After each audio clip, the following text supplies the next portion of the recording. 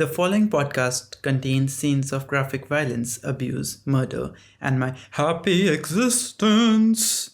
So the viewer's discretion is advised. And I smell so freaking good today. I'm like, oh my god.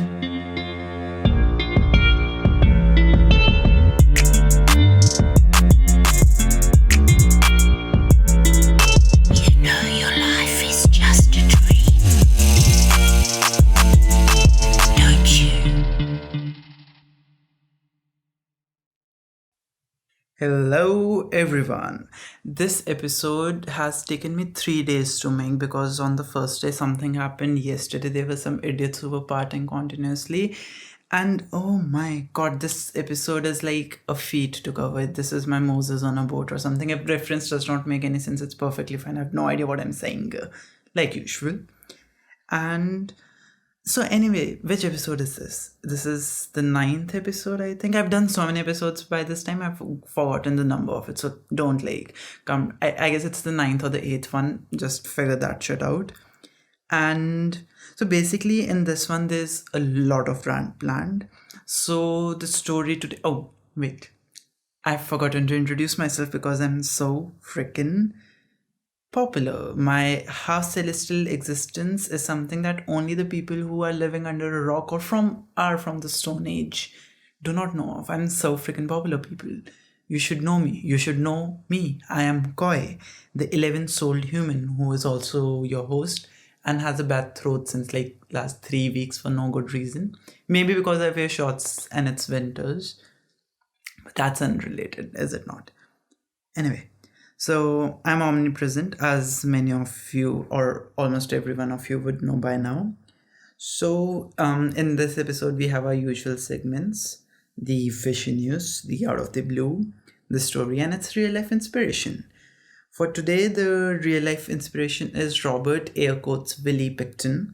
He was a pig farmer in Canada, a very nice guy. You'll totally love him. His totes are dobs. And he was also a serial killer, but like everybody has some issues now. That's fine. And it is also, according to me, one of the biggest police blunders I've ever read about. So there's that for the main story.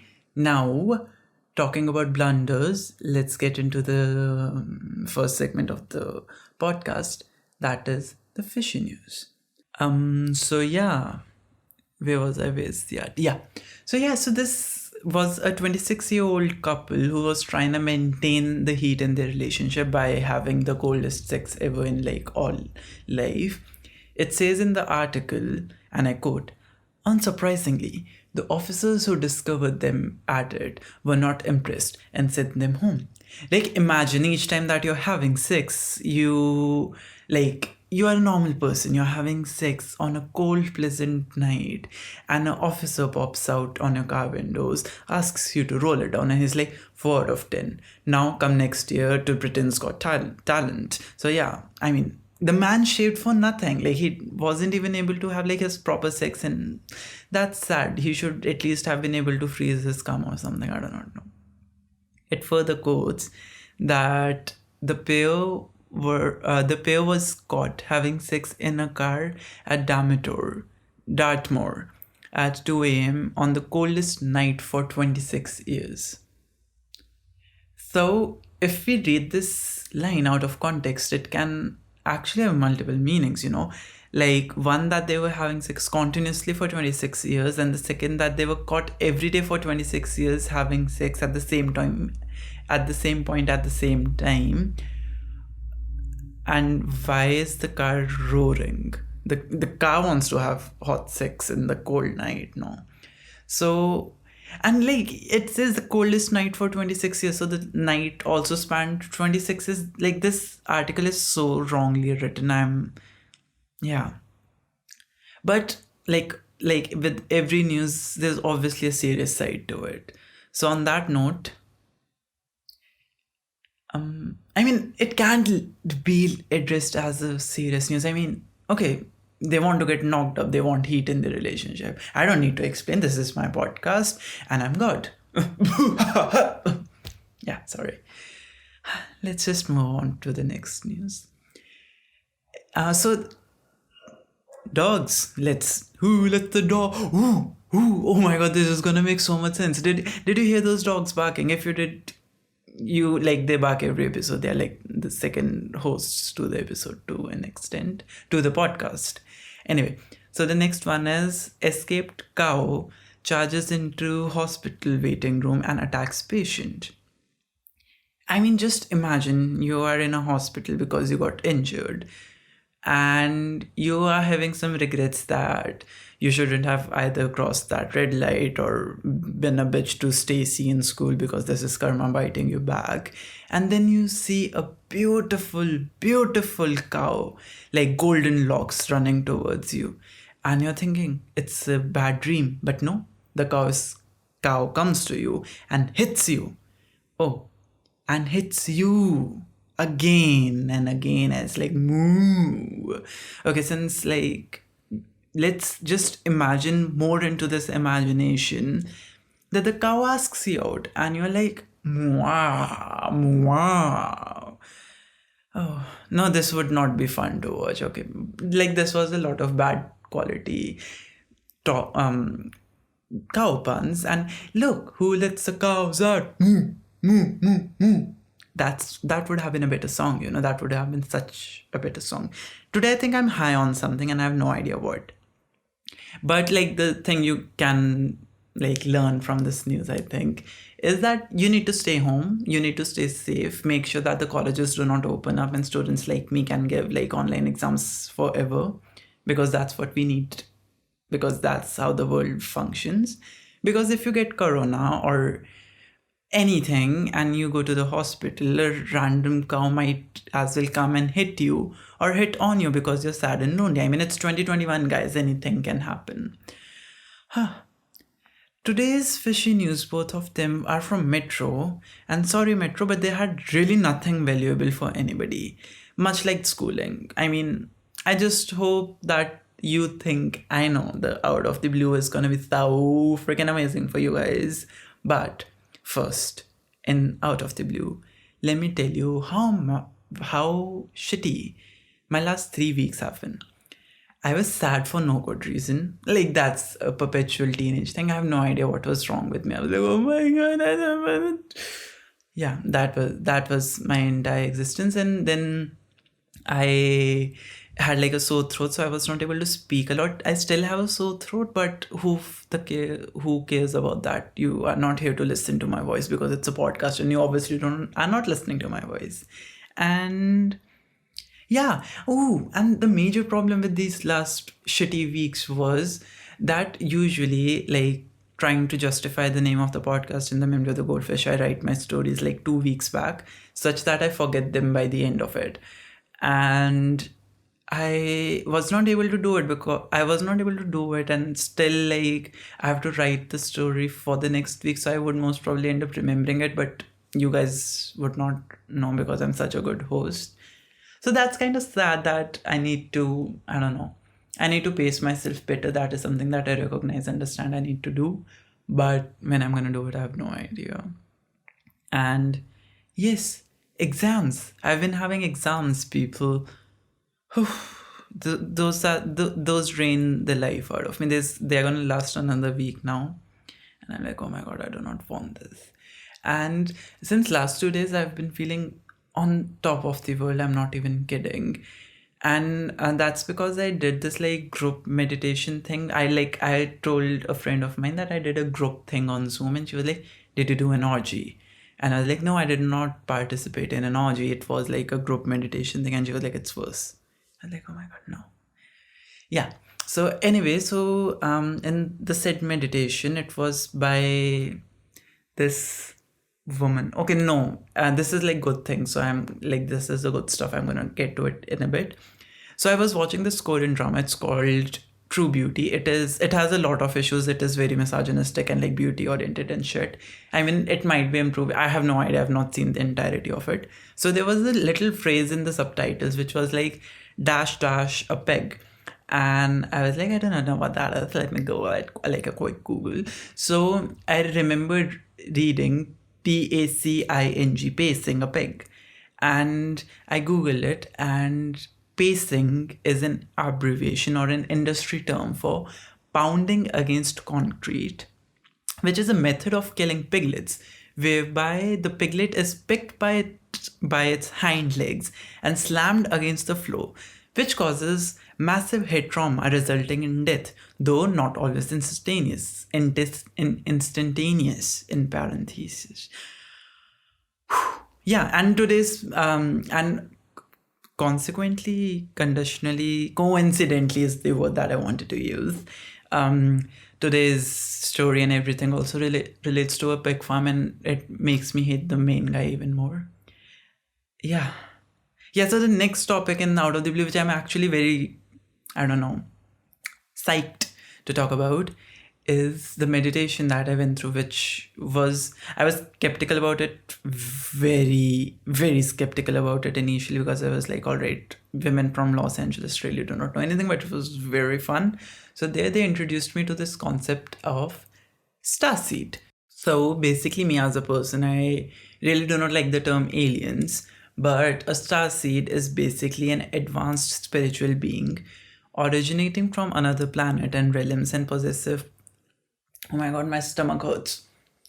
Like starseeds are beings which originate from other planets, realms, and possess spiritual and scientific knowledge dating back hundreds and thousands of years. For the most part, it's considered that the starseeds, they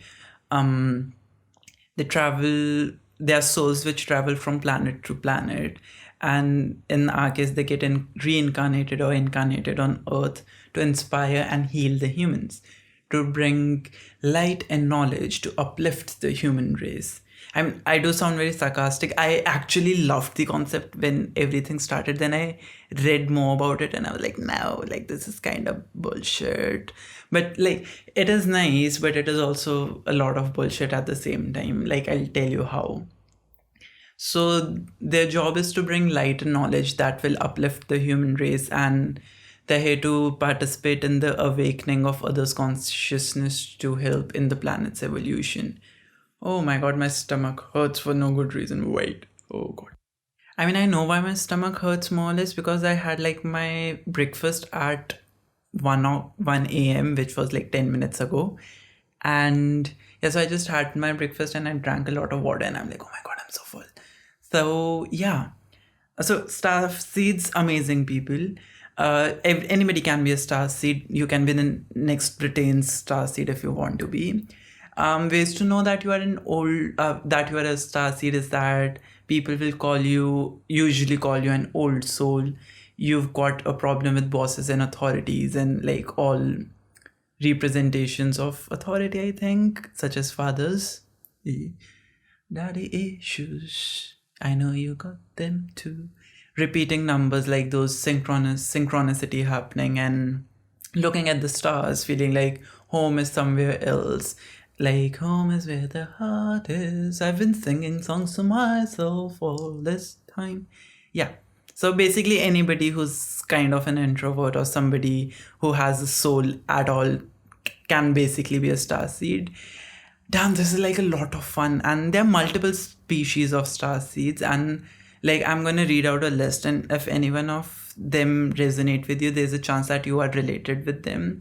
There are Sirians, Palladians, Arcturians, Andromedians, Indigo, Crystal, and Rainbow, Lightworker, Orion, Feline, Maldek, Lemurian Atlantean, and the worst, the villainous kind, the Reptilians. Now, the literatures and theories, to be very honest, for each of these like raise too many questions, such as like it's just weird, to be very honest. And they say that Brad Steiger, he coined the term starseed in his book which he wrote in like or published in 1976. It's called Gods of Aquarius, and links the belief to Native Americans and like that in a creation they were visitors from other planets and such. So yeah, and it's very fun in the sense that they say that all evil politicians, basically every politician is a reptilian and they want to destroy Earth.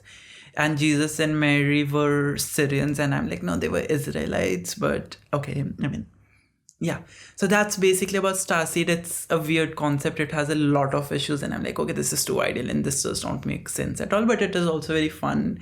Like, it. What is this voice? Can you hear this? Oh, it's the. So recently they've deployed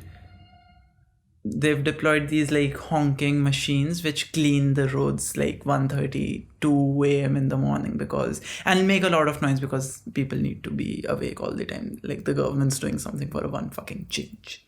Yeah, anyway, on to the story. If you want me to tell you more about the starseeds, then I have really no idea what I'm gonna tell you more about them. You may tell me and I have no idea how are you gonna tell. Oh, you can mail me, of course. So I'm gonna jump to the story, and the story is called One Piggy, Two Piggy, Three Piggy, Four Piggy. No, it's not called One Piggy, Two Piggy, for Three Piggy, Four Piggy. It's just one Piggy, Two Piggy. Oh my god, I need to shut up. So the date for this that I've given is 23rd June 1998, which is about, I guess, 4 years before I was born. And the time that I've given is 12:42. I do not know why everyone keeps on telling me to always lay on my back. That's just so boring. Nothing beats laying in your bed, burying your face in the dirty red blanket of yours and staying like that. It's the right amount of getting suffocated. I love this child already. And like this is something like like this is an inspiration, a segue from my ugly week. Like I was just like sulking, and I had put my face in the red blanket that I am like wrapped myself into like a burrito even right now, and I was slightly suffocating and I was breathing free at the same time. Like a lot of this story is actually inspired from my state of mind, so please, yay, and so fun. Burying your face in the dirty red blanket. It is just the right amount of getting suffocated and breathing free when you get up. I was talking with the grinder almost the whole day today.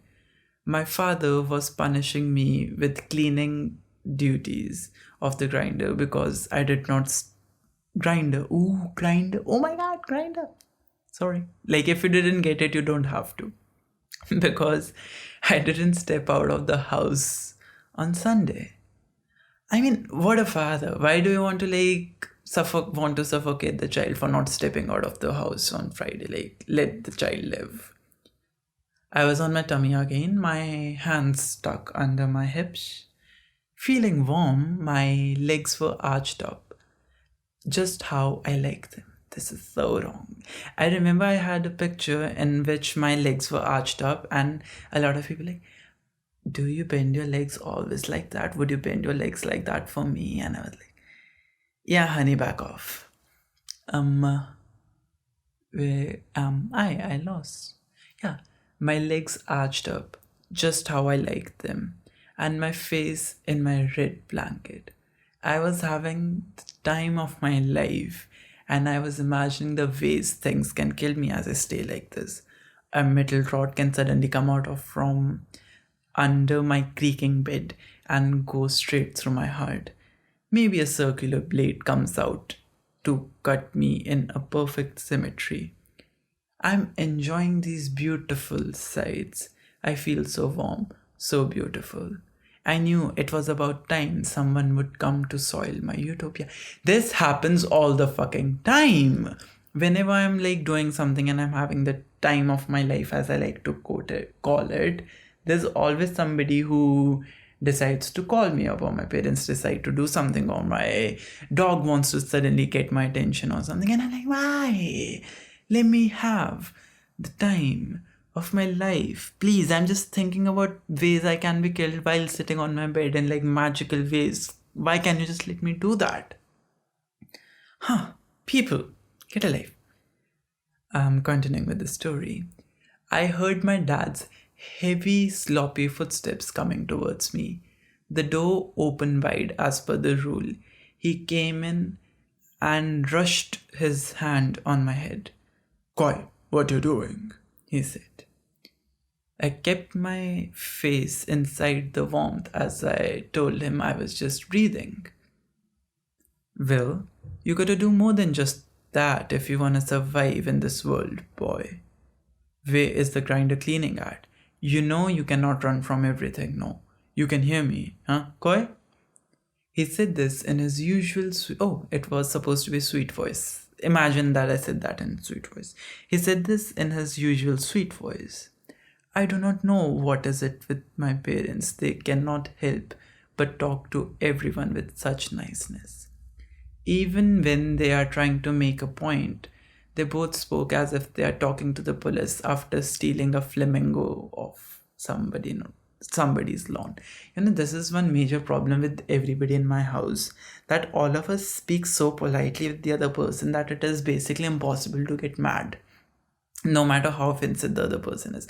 For example, this other day I was dressing up and my mother walked into my room and she did not approve of me walking out of my house in like a boyfriend sweater and like baggy pants and stuff. And she just came and she's like, disgusting.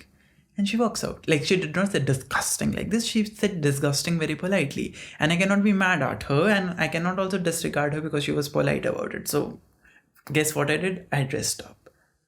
Because I'm a good child and I did not steal a flamingo statue of somebody's lawn. Continuing with the story, I used my arms to turn myself around so I could face the wall beside me and not my father. I opened my eyes and told him that I was getting right to it.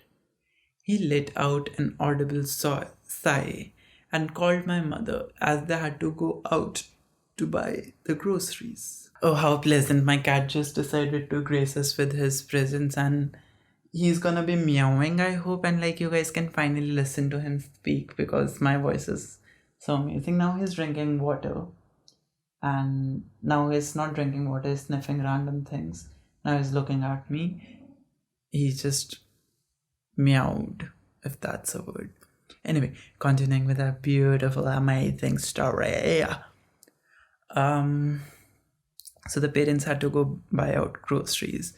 I do not know why they even go to buy things. Mom makes the same goddamn thing every day. I seriously, like, moms make the same thing every day, and I'm not complaining, but I am. And yeah. I do not know why, but even when it was bright out, my whole house was tainted a yellow and red. There was just too much wood all over the house. The walls, the floors, the roof. Everything was one kind of wood, all too superficial. The worst thing about wood is it creaks, you walk on it, it makes those loud noises. Like, why can't you just quiet yourself down? Wood, like, what's wrong with your wood? Stop getting morning woods all the time. That did not make any sense at all. The carpets on the floor, on the rooms in which they were just so tasteless. I mean, why we can't have a normal home like a beige and cyan house? Like me in my real life, my room's like blue, but the rest of my house is like beige. And this combination sucks, like big time. I absolutely hate the color of my room. Getting back to the story. So his house is like yellow and red and he does not really like his house. Perfectly fine, child, I understand you. By the time I got out of the house to walk towards the shed, my parents were simply rushing away. It's good. I wouldn't have to look at them. That's just dear. I removed my shoes and put my feet in my brother's huge boots. Talking about huge boots, my shoe size is like 5.5. That is like a 38 number. And it's usually not available in the men's this thing. I don't know, like shoe sizes. So I end up buying my shoe from the children's. Excuse me. Oh my god. Wait. Digestion issues. I'm not gonna edit this because you guys, or maybe I won't, I have no idea. Where was I? Yeah, so my small fucking feet. I have very small feet and I'm not able to find like my size usual and like most stores, so it's like sad. So I buy my shoes from kids section. Something that you guys had to know. So I placed my shoes to put my feet in my brother's huge boots. I dragged these boots.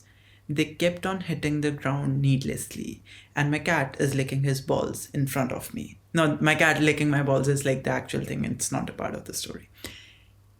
I dislike it when he like just sits in front of me. His like leg is arched up and he's like licking his balls and looking at me after every like you wanna come and have like a taste, and like no, thank you. So I dragged these boots. They kept on hitting the ground needlessly. It was stupid of them to do that. First, I opened up the freezer. I kept the head and the paws of my mother's cat there. I had been feeding it to the grinder for about a week now. It seems like today would be the last meal for it. I picked it up and stumbled towards the grinder. Hey there, Koi. It's been a hot day, no? Yeah, it is. I have I have some chill pussy. This is good. I mean, not the killed like the cat who's like killed and shit, but like I like the child. He's like, yeah, it is. I have some chilled pussy for you, though. He said, I said as I was climbing the ladder to get to the top of it, and we were both giggling now. I lost my grip on the bucket from the edge, and it scraped my finger. Oh, it hurt. The blood dripped down along with the cold pussy. Why did I even write this thing? Kitten, a cold kitten, child. What's wrong with you? As the drop fell into the funnel and slithered into the feeder, it let out a groan. It mumbled something about how good it was. I mean, that's what exactly they said when I got them home to show them my pussy. It was so good for them. Oh my god, I hope my parents don't listen to this. Fuck. Yeah. More.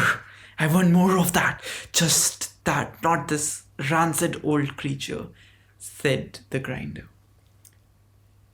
I am such an asshole, I swear. I mockingly remarked that it was just me, there was no way it can feed on me. I was its best friend, no. Oh, yes, you are. That's why I am asking you to hurry. Look, there's the little thing your father uses on those fat pigs. They squeal for a bit, but then they quiet down. No, that's just what you should do. Go on, hurry up, Koi. Get the blade and come sit inside me, the grinder said. Okay, like the grinder's like a total toxic husband material person.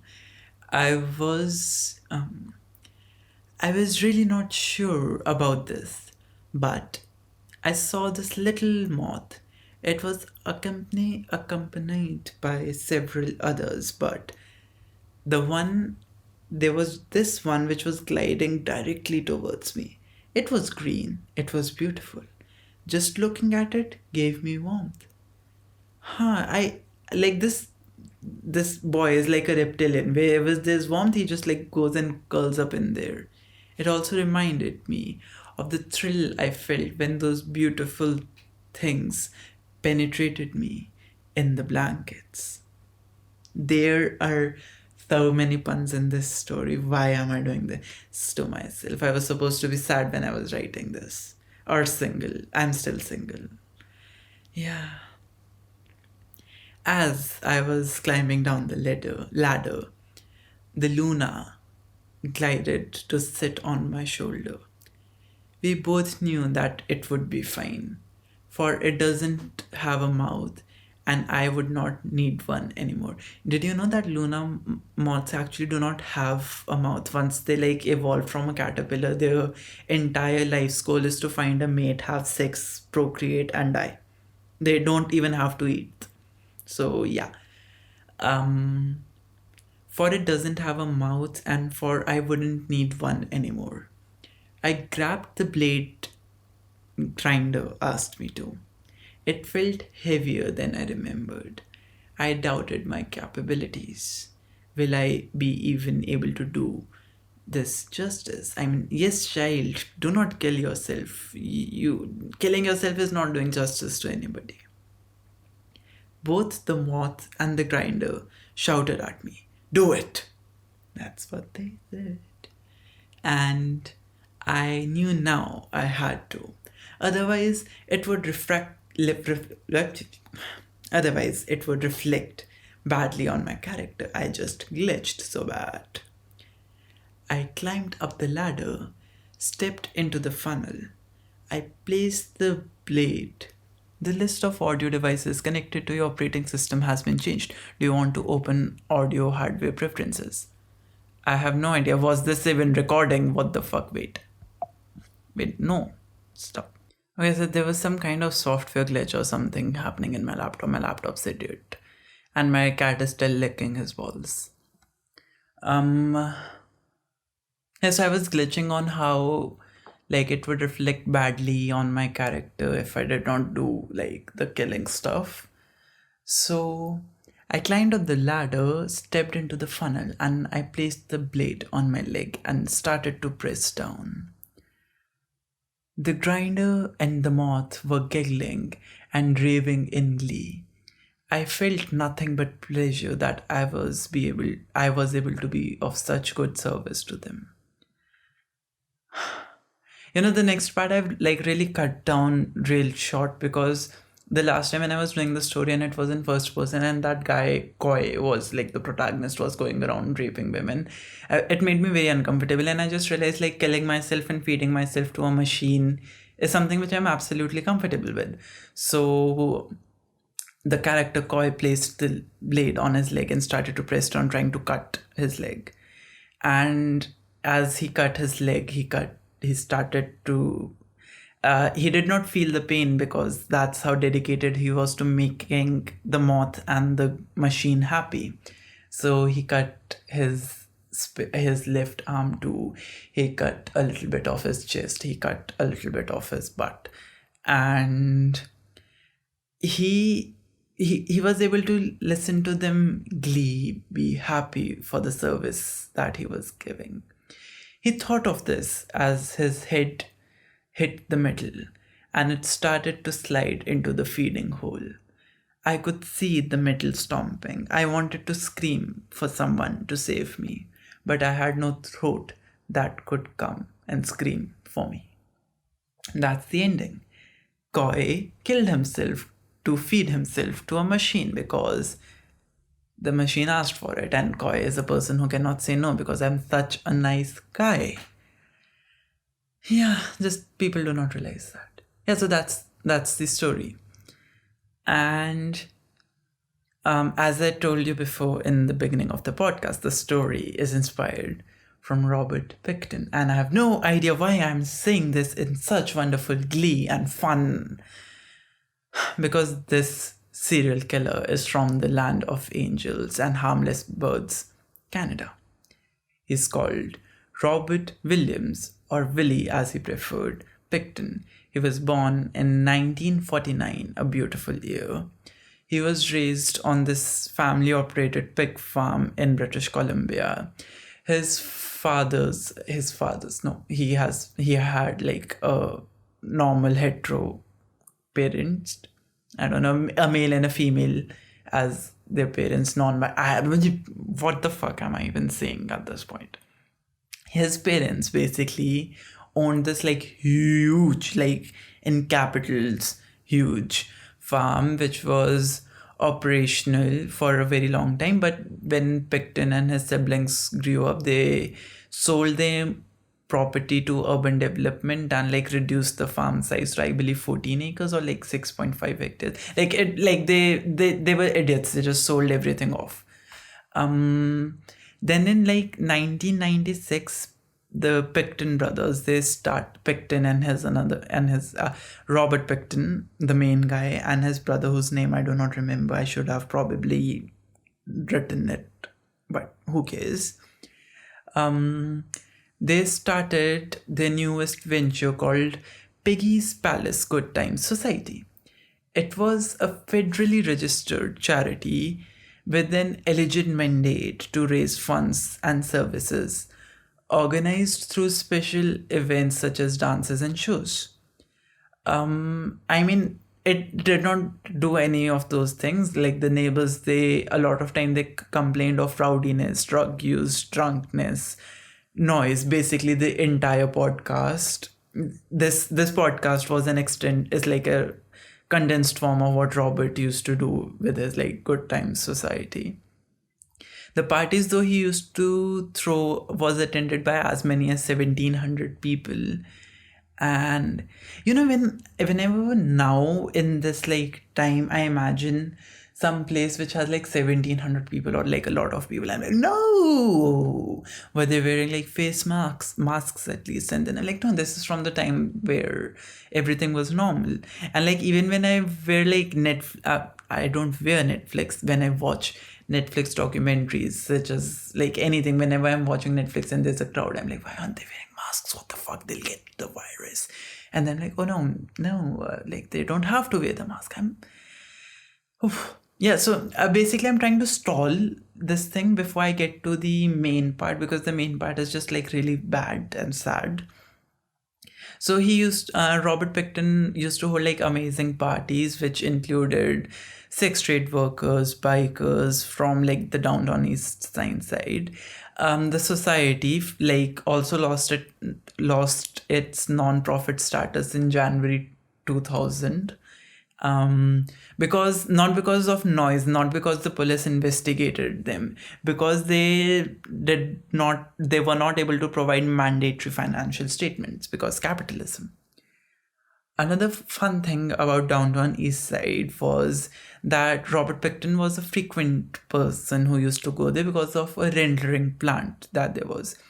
Basically, a rendering plant, for the ones who you do not know, is kind of a waste disposable thing for butchers and butcheries, like where the innards and such are like disposed. It converts everything to like oils, fats, and fertilizers. And in my story, I did not really know how to get a rendering plant in like a farm, because it's usually a separate thing, like a waste disposal kind of a thing.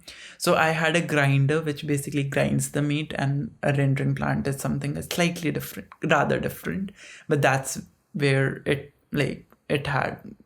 was inspired from the story. And Pickton was, as I said, used to frequent there a lot, and he even used to cruise the 10-block strip called the Low Truck and offer women money and drugs and take them back to his farm like people do. Now, Robert, he was an ass, and the police knew of it.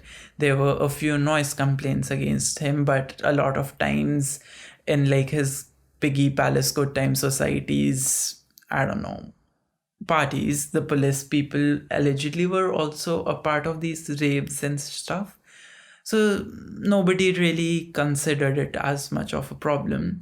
But it was for the very first time, it was in 1997, I write, 22nd March, that a woman Pickton had brought to his farm fought back. She tried to hitchhike, and she had received some serious stab wounds. She waved down a car whose occupants called an ambulance. And Pickton and the woman both were involved in some kind of fight, and both had stab wounds because she was a badass. They were kept in the same hospital.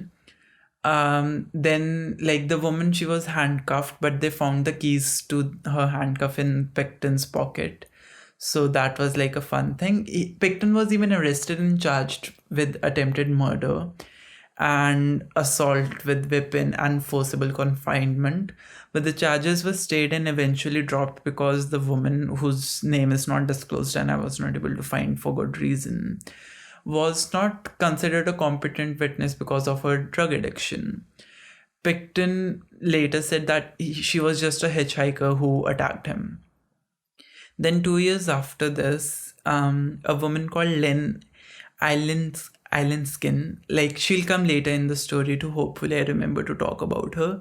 She said that she saw a woman's body hanging in Pickton's slaughterhouse. When the police actually went to question Lynn, she denied the story. It was like in later in March or something, in late March, that she said that yes, she saw the body. Like, she retracted to her story. I mean, she also later said that when she confronted Pickton's brother, he became violent and like pushed her to the walls and stuff. But like, that's something else. It will come later in the chronology. And it was also not really taken seriously because when she informed the Vancouver police, she was a single mother who had a drug addiction, who relied on Pickton for her drugs and money and stuff. So they were like, okay, this woman is not really important as such. So did not really do anything about Pickton again. Then finally, again in 1999, this guy called Bill Hiscox, who's the absolute hero for this story, remember him? He contacted the police for the second time now that somebody who worked for Pickton, he was somebody who worked for Pickton, and one of Pickton's close friend, Lisa Yields, told him that she found like identification papers, purses, and clothings of women on the pig farm. Hiscock believed that they were property of some missing women, and when the police questioned Lisa Yields, the friend who asked, she basically denied to talk with the police. And yeah, but the police was still not able to like gather enough information, enough data, enough proper evidence to actually launch like a search warrant thingy against not Christmas, what's his name, Pickton. Yeah, now his name is Christmas. I'm gonna call him Christmas. They could not really like, Mr. Christmas was not arrested. Like, his premises was not searched because of this. All was like basically his evidence, and they required an eyewitness's report for criminal activity or existence of some physical evidence before they can issue a search warrant. Before moving forward to the next part, there's something you guys gotta listen to. I'm gonna drink water and then get back to it. God, my back hurts. I want you guys to start sending me money somehow so that I can buy a new chair, some podcasting equipment and stuff. Anyway, back to what I had to say. Chantal Wynne, Jelena Sovin, Christine Fowley, Tina Lois Parr, Angela Josbury, Patricia Johnson, Deborah Jones, Laura Ma, Leigh Minor, Georgina Papin, Brenda Wolfe, Frances Young, Sherry Lynn Smith, Jenny Furminger, Mona Wilson, Omi O'Brien, Myrene Frey, Marcella Chryson, Julie Young, Andrea Brohibin, Jacqueline McDonnell, Karen Smith, Helen Hallmark, Kathleen Watley, Patricia Gay Perkins, Jacqueline Murdoch,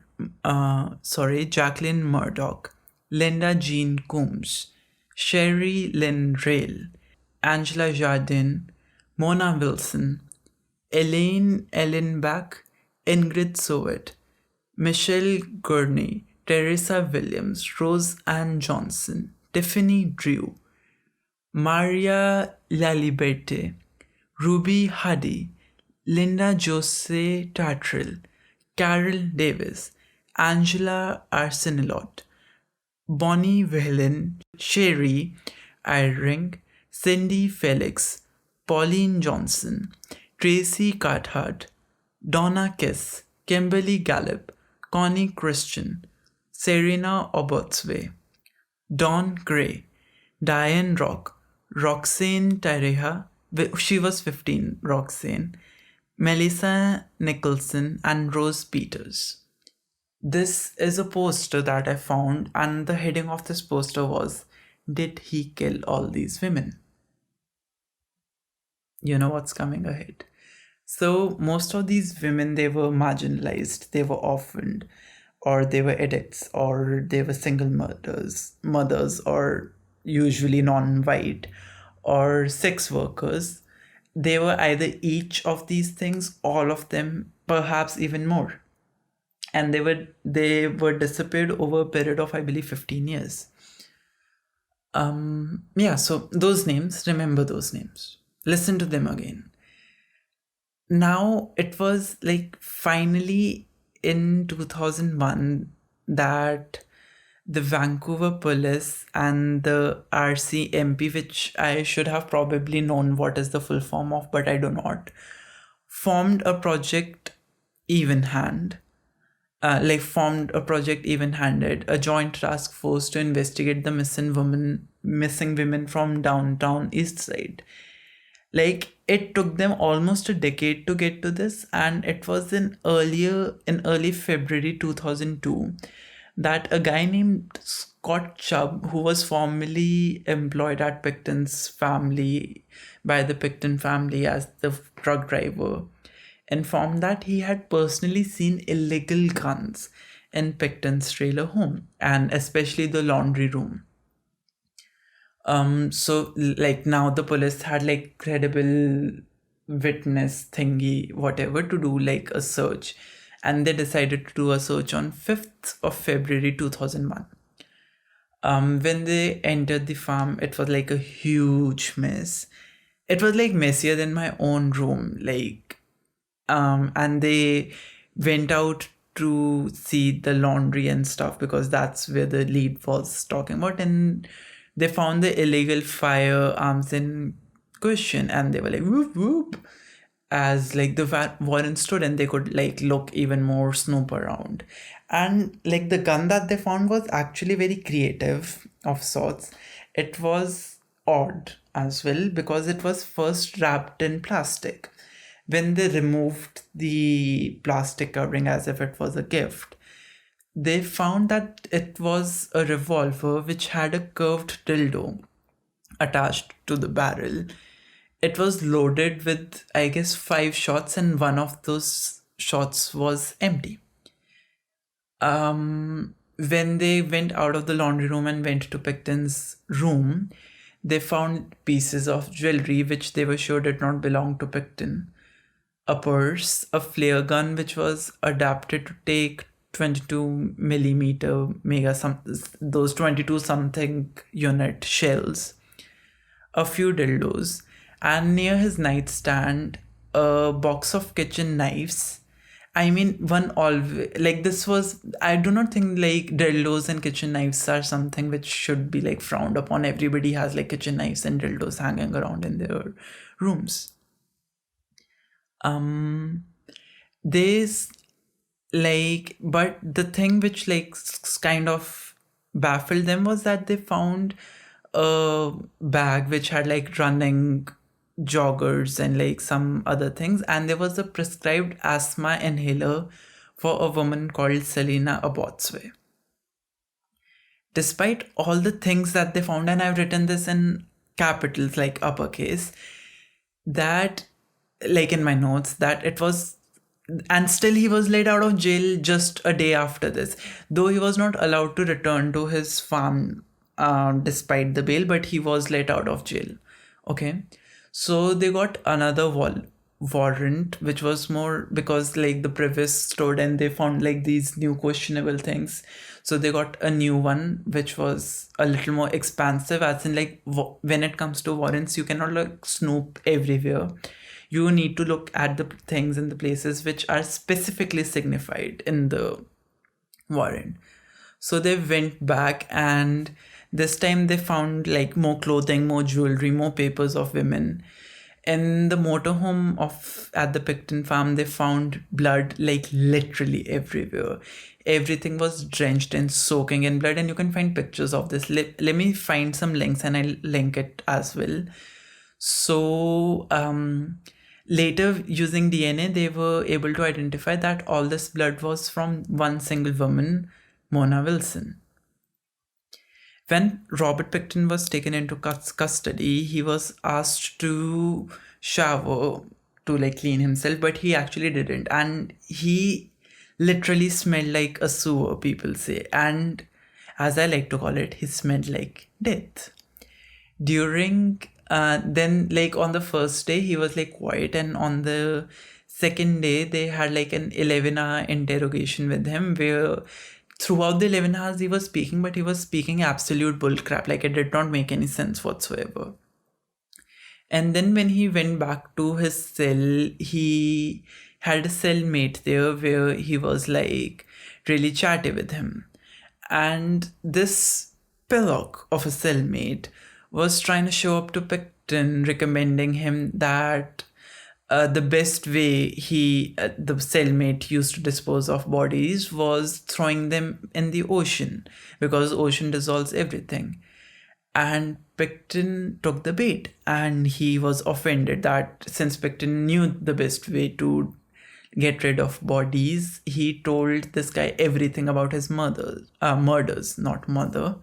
Maybe mother too, maybe he had both daddy and mommy issues, I have no idea. And how he killed them, disposed of their bodies. And he even said that his only regret was that he killed only 49 women, and that the list of missing women, half of them are his victims. That just if he would have killed one more, it would have been the big five, oh, fucking half of the century, man, as he said in his own voice.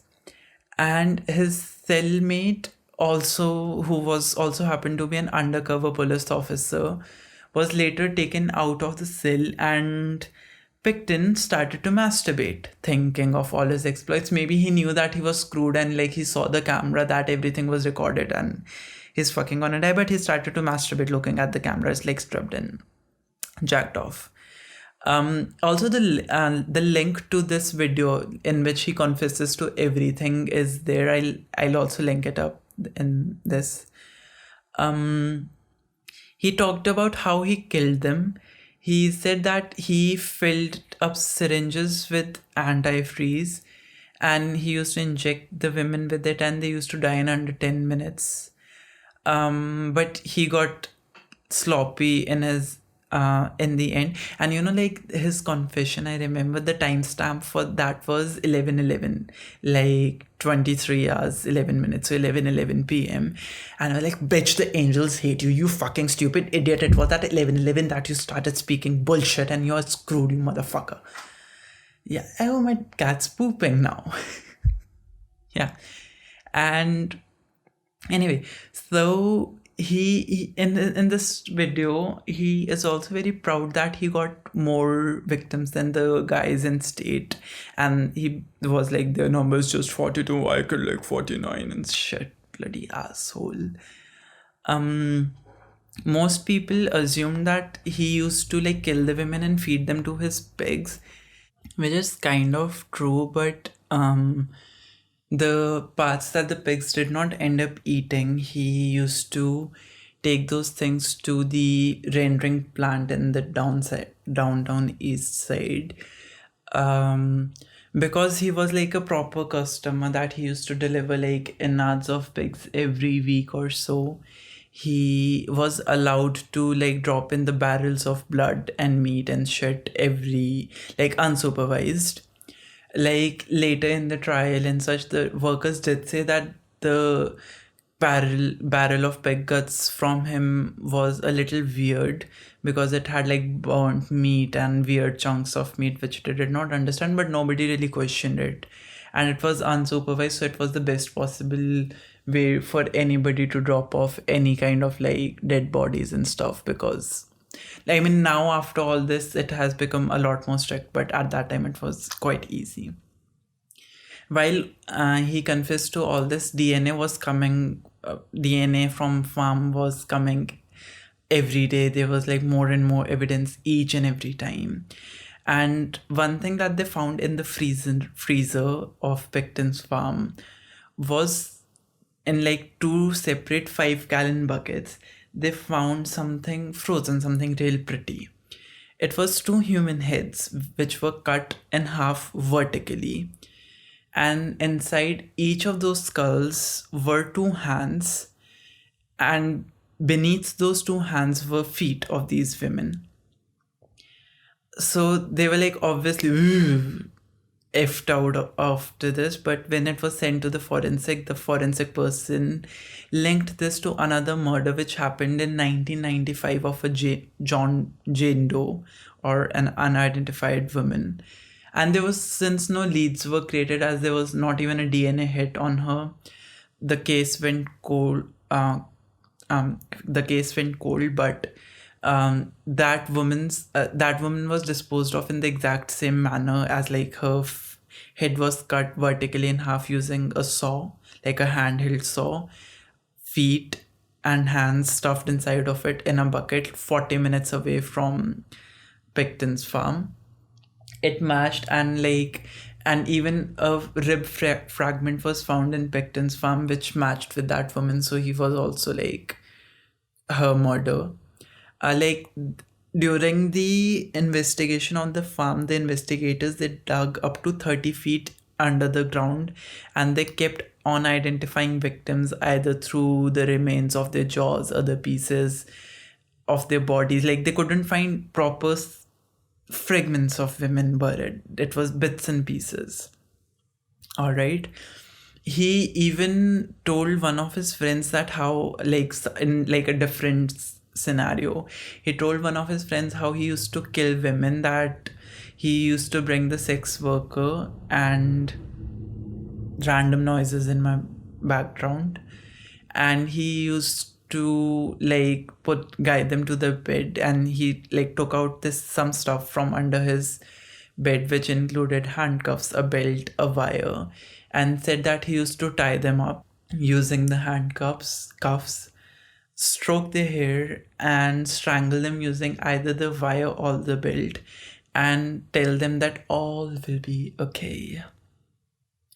Moreover, like on the farm, mostly skulls and hands were found, because he said that it was safer to dispose them in the farm because they stood out as like distinctly humans, because like the arm bone, maybe the ribcage and stuff, they resemble animals, so it could be disposed of at the rendering plant. But yeah, and like then when they were as usual going through everything in the freezer, they also found like 2 bags full of ground meat, and like after a lot of months of having that, they just ended up like I don't know, doing the investigation on that too. And in that they found ground up human remains of 2 women, Igna Hall and Sydney Felix. And those women like died about 4 years back, and they thought that maybe, and since it was mixed with ground meat of the pigs, it was thought that there's a very high chance that the people to whom Pickton used to sell his meat also included human flesh which he used to feed them. And yeah, and it like took 5 years from like Pickton's arrest for the first time and for his trial to start, because of the ginormous investigation. Like it was not only the largest crime scene in Canadian history, it was like 14 acres. There were over 200,000 DNA samples collected, 600,000 evidence samples, 500 investigators were employed, and it took just 18 months for them to like gather everything and put it in order. Pickton was tried of first-degree murder, for which he pled not guilty, but the jury found him guilty for second-degree murder, because they thought for this amount of murders there must be some other accomplice, and so it was reduced to second-degree murder by the jury in 9 days, I think.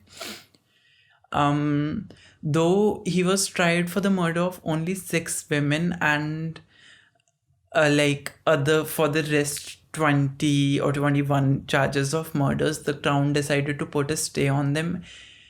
And because he was already given a life sentence with no possibility of parole for 25 years, which kind of sucks. Like, what about the victims? And like, he confessed to killing 49 women. He was alleged for 27 women, but he was given punishment for only 6 women. And I was like, no, I mean, I don't know. It just sucks. I don't know. Kill the asshole. Yeah, so he'll be allowed to roam, like apply for full parole on February of 2027. Most people believe that he'll never get out. And yeah, and like about yeah, like this thing, I've not written it down, but I remember it off tip of my head, that a lot of police officers did say that even if he killed like 49 women, if he actually disposed them of using pigs, fed them to normal human beings through his park and his like butchers and stuff, so a lot of DNA, a lot of things will never be even found out. Like this, there would be no way for them to prove it with proper evidence. Anyway, the good thing is that the farm was actually destroyed during the investigation. They basically tore every fucking thing down. Like they tore everything, like trying to find evidence and stuff. And like the good thing in this thing, which I actually loved, was that when they were tearing down the last building, and if you can hear the background noises, it's my cat eating. And it was him purring, in case you heard that too.